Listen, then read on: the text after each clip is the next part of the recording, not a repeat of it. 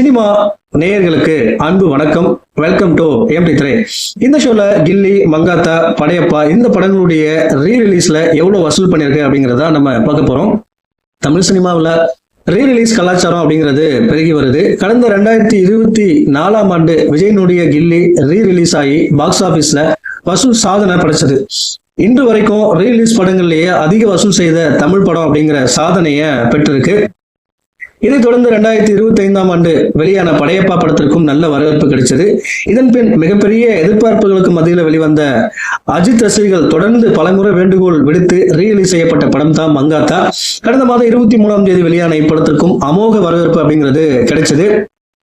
இந்த நிலையில கில்லி, மங்காத்தா, படையப்பா இந்த ஆகிய 3 படங்களும் வெளிவந்த சமயத்துல செய்த வசூல், ரீ ரிலீஸ்ல செய்த வசூல் குறித்து தகவல் இப்ப வெளிவந்திருக்கு. அது என்ன அப்படிங்கிறத பார்க்கலாம். 1999 ஆண்டு வெளியான படையப்பா படம் 63 கோடி வசூல் செய்ய ரீ ரிலீஸ்ல 18 கோடி வசூல் செஞ்சிருக்கு. 2004 வெளியான கில்லி படம் உலக அளவில் 38 கோடி வசூல் பண்ணது.